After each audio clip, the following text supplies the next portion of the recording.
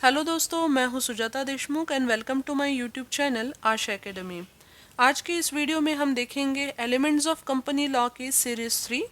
जो principal documents of company, ये जो चैप्टर है, इस पे ऑलरेडी मैंने मेमोरेंडम पे क्वेश्चंस दिए हैं पार्ट फर्स्ट में। तो आज पार्ट सेकेंड में articles of association and prospectus पे बेस्ड एमसीक्यूज हम देखेंगे। तो चलिए शुरुआत करते हैं फर्स्ट आर्टिकल्स ऑफ एसोसिएशन पे बेस्ड क्वेश्चन से। Question number 1. Dash are the rules and regulations framed for the purpose of internal management of the company. तो ध्यान में रखते ही ऐसा ही रखना है आपको। मेमोरेंडम ऑफ एसोसिएशन आउटसाइडर लोगों के लिए है एंड जो इनसाइडर वरना इंटरनल मैनेजमेंट के लिए जो डॉक्यूमेंट होता है उसे हम आर्टिकल्स ऑफ एसोसिएशन कहते हैं। Second question. Dash contains the provisions regarding the manners in which the company is to be administered. Again, internal management से related है तो obviously articles of association ही आएगा वहाँ पे। नेक्स्ट है table F, G, H, I and J gives the model form of dash for the various companies.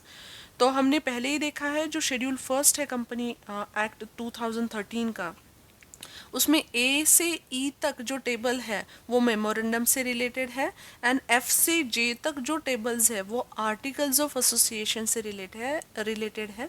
तो यहाँ पे ए ऑप्शन मेरा करेक्ट है। Next, the articles is to be printed, divided into paragraphs, numbered and to be signed by dash of the memorandum of association. तो जो भी article के form के लिए ज़रूरी चीज़ें हैं वो यहाँ पे सारी दी गई है। तो आर्टिकल हमेशा प्रिंट फॉर्म में रहना चाहिए, वो पैराग्राफ में रहना चाहिए, हर पेज को नंबर दिया रहना चाहिए एंड जो मेमोरेंडम ऑफ एसोसिएशन के सब्सक्राइबर है उनकी साइन आर्टिकल के लिए बहुत, वरना आर्टिकल के ऊपर बहुत ज़रूरी है। नेक्स्ट है the articles of association can be altered by passing dash resolution subject to the provisions of memorandum and company act. तो यहाँ पे भी दो चीज़ें मैंने फोकस की है। तो सबसे पहली है कि आर्टिकल ऑफ एसोसिएशन हम अल्टर कर सकते हैं एंड वो स्पेशल रिजोल्यूशन से अल्टर कर सकते हैं एंड दूसरी चीज़ article of association memorandum of association and company law के प्रोविजन के अंडर ही अल्टर करना है, उनके आउट ऑफ स्कोप जाके मैं आर्टिकल्स में चेंज नहीं कर सकती। सो यहाँ पे ए ऑप्शन स्पेशल रिजोल्यूशन वहाँ पे बहुत ज़रूरी है। Next the article plays dash role to the memorandum of association. तो ये भी बहुत ज़रूरी है। जो मेमोरेंडम ऑफ एसोसिएशन होता है वो प्रिंसिपल डॉक्यूमेंट है, वो मेन डॉक्यूमेंट है कंपनी का और उसका सब्सिडियरी डॉक्यूमेंट जो रहता है वो आर्टिकल है। तो article plays always the subsidiary role to the memorandum of association.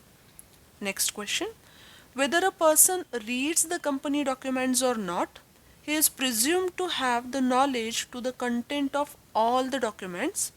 This kind of implied rule is called as doctrine of. तो यहाँ पे दो तीन चीज़ें आप ध्यान में रखो। अगर किसी भी इंडिविजुअल कंपनी के साथ अगर कॉन्ट्रैक्ट कर रहा है तो ये अज्यूम किया जाता है कि उसे सारे कंपनी के रूल्स एंड रेगुलेशंस पता है, जो उसने पढ़े हैं ना पढ़े हैं, बट इट इज़ इम्प्लाइड कि हाँ उसे ये सारे पता है। तो उस रूल को हम कहते हैं डॉक्ट्रिन ऑफ कंस्ट्रक्टिव नोटिस। तो कभी भी डॉक्ट्रिन ऑफ कंस्ट्रक्टिव नोटिस मतलब रूल सारे पता है कंपनी के, जो भी आउटसाइडर पार्टी है ये अज्यूम करना। Next dash is an exception to the doctrine of constructive notice. So कभी भी डॉक्ट्रिन ऑफ इंडोर मैनेजमेंट जो अनादर रूल है आर्टिकल्स पे बेस्ड, तो ये जो रूल है वो डॉक्ट्रिन ऑफ कंस्ट्रक्टिव नोटिस को एक्सेप्शन है। नेक्स्ट वन, दो the outsiders must aware of all the documents but it is not the duty of the outsider to ensure whether the company observes its internal rules and regulations. This rule is known as doctrine of. तो जब मैंने कहा है कि हर एक individual को company के rules पता है ऐसा सपोज किया जाता है, लेकिन कंपनी के अंदर क्या चल रहा है वो बाहर वालों को पता ही हो, वरना उनको पता रहना चाहिए, ये ज़रूरी नहीं। तो ये भी एक रूल है, तो उस रूल को हम कहते हैं doctrine of indoor management. Company के अंदर के मैनेजमेंट में जो चल रहा है वो बाहर वालों को पता नहीं रहता, सो उस बेस पे कंपनी के रूल्स एंड रेगुलेशंस एंड ये सारा मैच नहीं होता। तो यहाँ पे indoor management, doctrine of indoor management is the correct option. Next one, the doctrine of indoor management seeks to protect the interest of dash from the company। तो बाहर वालों को पता नहीं है इंटरनल मैनेजमेंट, तो doctrine of indoor management outsider लोगों का इंटरेस्ट प्रोटेक्ट करती है। Next, the doctrine of dash seeks to protect the company from outsiders. तो जो डॉक्ट्रिन ऑफ कंस्ट्रक्टिव नोटिस है, जिसमें लोगों को प्रिज्यूम किया जाता है कि लोगों ने सारे रूल्स पढ़े हैं, इसकी वजह से कंपनी का जो इंटरेस्ट है वो बाहर वालों से प्रोटेक्ट रहता है। तो यहाँ पे doctrine of constructive notice correct option है। तो अभी कुछ एमसीक्यूज हम प्रॉस्पेक्टस पे बेस्ड देखते हैं। Next question, a dash company is prohibited to issue the prospectus. So हमें पता है जो भी प्राइवेट कंपनीज है वो प्रॉस्पेक्टस इशू नहीं कर सकती, वो प्राइवेट प्राइवेट तरीकों से कैपिटल रेज कर सकती है। Next, when a public limited company decides to raise the funds from a general public, it has to issue a document called as. अगर लोगों में से मुझे कैपिटल रेज करना है and if I am the public limited company, तो जो भी मैं इंफॉर्मेशन का डॉक्यूमेंट देती हूँ उसे मैं प्रॉस्पेक्टस कहती हूँ। Next, the prospectus must be dated and signed by. तो प्रॉस्पेक्टस पे किन लोगों की साइन रहनी चाहिए? तो जो डायरेक्टर्स है, अगर नई कंपनी है तो प्रपोज डायरेक्टर, अगर ओल्ड वरना एग्जिस्टिंग कंपनी है तो जो वर्किंग डायरेक्टर है उनकी साइन प्रॉस्पेक्टस पे रहनी चाहिए। तो एक देख लो, मेमोरेंडम एंड आर्टिकल्स पे सब्सक्राइबर्स की साइन रहनी चाहिए, लेकिन प्रॉस्पेक्टस में डायरेक्टर्स की साइन रहनी चाहिए। नेक्स्ट है, the prospectus must be registered with the registrar on और बिफोर इट्स। सो जो भी प्रॉस्पेक्टस है, मैंने अगर रजिस्ट्रार के पास जाके उसे रजिस्टर नहीं किया है तो that prospectus is not a valid prospectus. तो जब भी प्रॉस्पेक्टस मैं लोगों में इशू करती हूँ, पब्लिश करती हूँ, उसके पहले मैं रजिस्ट्रार के पास जाके उसे मुझे रजिस्टर करना चाहिए। तो यहाँ पे डी ऑप्शन करेक्ट है।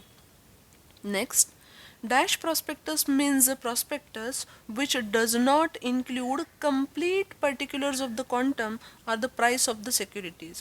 ऐसा कौन सा prospectus है जिसमें डिटेल्स ऑफ सिक्योरिटीज़, वरना जो मैं इशू करने वाली हूँ, डेरिवेटिव्स हो, शेयर्स हो, वरना स्टॉक हो, उनकी डिटेल्स नहीं रहते, सिर्फ कंपनी की बेसिक इंफॉर्मेशन एंड बहुत ही ब्रीफ इंफॉर्मेशन दी जाती है, तो उसे हम कहते हैं रेड हेरिंग प्रॉस्पेक्ट, जिसमें शेयर्स की पूरी डिटेल इंफॉर्मेशन वरना प्राइस वगैरह नहीं दी जाती।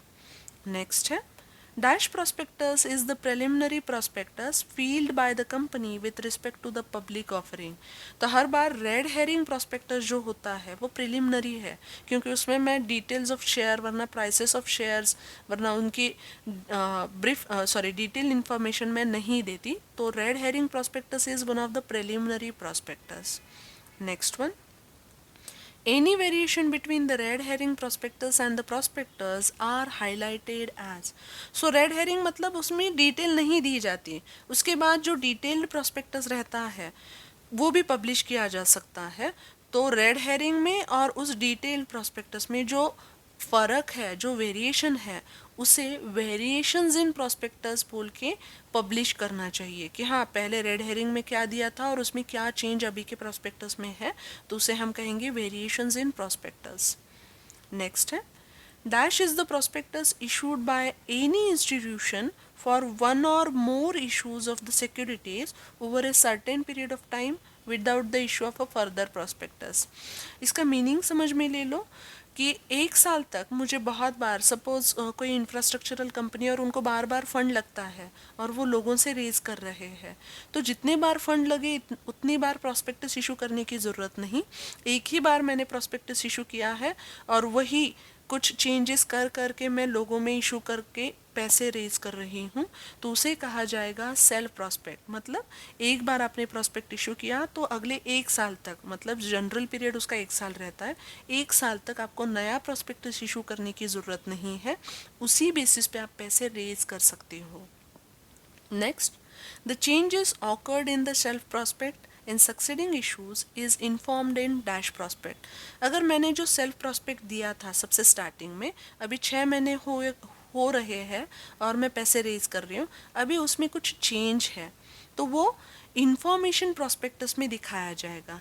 यहाँ पे डी ऑप्शन मेरा करेक्ट है। Next, the prospectus should not be in the form of. तो प्रॉस्पेक्टस नोटिस के फॉर्म में रह सकता है, सर्कुलर के फॉर्म में रह सकता है, एडवर्टाइजिंग के तरीके से भी रह सकता है, लेकिन मैं सिर्फ ओरल इनविटेशन अगर किसी को देती हूँ कि मेरे पास इतने शेयर है, आओ और आप ले लो, so that should not be supposed as a prospectus. Next one, the miss statement in the prospectus should not consider. तो आप ये चीज़ बहुत ध्यान से देखो, क्योंकि misstatement of prospect is an important part.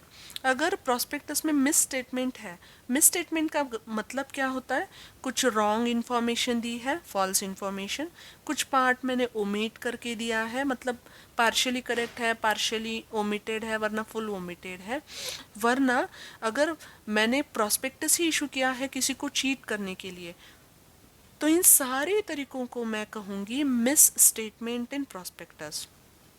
तो मिस स्टेटमेंट इन प्रॉस्पेक्ट मतलब false and misleading statements, omission of statements, fraudulent statement. लेकिन अगर वो statement true and fair statement है प्रॉस्पेक्टस का, तो उसे मिस स्टेटमेंट नहीं कहा जाएगा, तो ए ऑप्शन मेरा करेक्ट है। Next one, for miss statement in the prospect dash becomes liable for criminal liability. So criminal liability हमेशा डायरेक्टर्स एंड प्रोमोटर्स पे ही रहती है प्रॉस्पेक्टस की, तो यहाँ पे सी ऑप्शन मेरा करेक्ट है। Next, dash liability means punishments either by way of a jail term और पेनल्टी और बोथ। सो उसे हम क्रिमिनल लाइबिलिटी कहते हैं, जहाँ पे जेल टर्म आती है और उसके साथ पेनल्टीज भी आती है, तो बी ऑप्शन यहाँ पे करेक्ट है। Next one, criminal liability for miss statement in prospectus may not arise for. So criminal liability जो डायरेक्टर एंड प्रमोटर है उनको होती है, तो वो कब हो सकती है, तो जब प्रॉस्पेक्टस में अनट्रू स्टेटमेंट है तब वो क्रिमिनल लाइबिलिटी होती है। जब फ्रॉडुलेंट स्टेटमेंट है, मतलब मुझे इंटेंशन ही है किसी को चीट करना, तो उसे भी मिस स्टेटमेंट कहा जाता है और उसके लिए भी क्रिमिनल लाइबिलिटी होती है। अगर मैंने फिक्टिशियस नेम से, गलत नामों से, वरना फ्रॉड नामों से मतलब फिक्टिशियस बोगस नामों से अगर मैंने शेयर अलॉट किए हैं, तभी भी मैं क्रिमिनल लाइबिलिटी हो सकती है। लेकिन जो फैक्ट इममटेरियल है, मतलब जिसका इन्वेस्टर्स के इंटरेस्ट पे कोई भी इम्पैक्ट नहीं है, तो ऐसे इममटेरियल फैक्ट को मैं गलत दे दूं या सही दे दूं, उसका इम्पैक्ट ही नहीं होने वाला आगे वाली पार्टी पे, तो उसके लिए कुछ भी क्रिमिनल लाइबिलिटी यहाँ पे नहीं होती, तो डी ऑप्शन मेरा करेक्ट है। Next, if the prospectus contains an untrue statement the investors has the right to dash and dash. अगर प्रॉस्पेक्टस में कुछ गलत इन्फॉर्मेशन है तो इन्वेस्टर्स क्या कर सकते हैं, तो ये सारे ऑप्शंस आप अच्छी तरह से देख लो। तो इन्वेस्टर्स उसे रिसाइन भी कर सकता है, मतलब वो पूरा कॉन्ट्रैक्ट कैंसिल कर सकता है, और उसकी वजह से जो भी उसे डैमेजेस, जो भी उसका नुकसान हुआ है, वो उनसे, कंपनी से एंड डायरेक्टर एंड प्रमोटर से ले सकता है। So that is the right of the investors in case of prospectus having the untrue statement.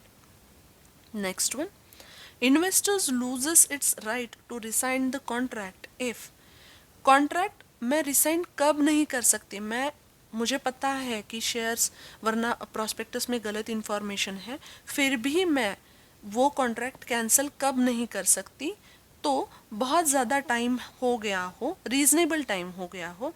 Reasonable time मतलब 15 दिन भी हो सकते हैं, वरना कंपनी लिक्विडेशन में चल रही है, चली गई और अब मुझे पता चला कि प्रॉस्पेक्टस में अनट्रू स्टेटमेंट है, वरना मैं खुद एक्सपर्ट हूँ और मुझे पता है कि ऐसे स्टेटमेंट अनट्रू ही होते हैं, फिर भी मैंने उसे नहीं देखा, अनदेखा किया, तो इन सारे केसेस में investor will not have a right to resign the contract. तो यहाँ पे all given options are correct one.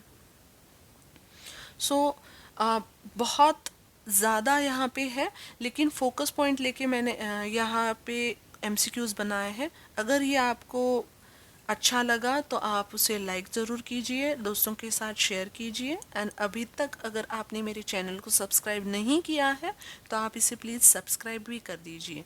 Thank you for watching.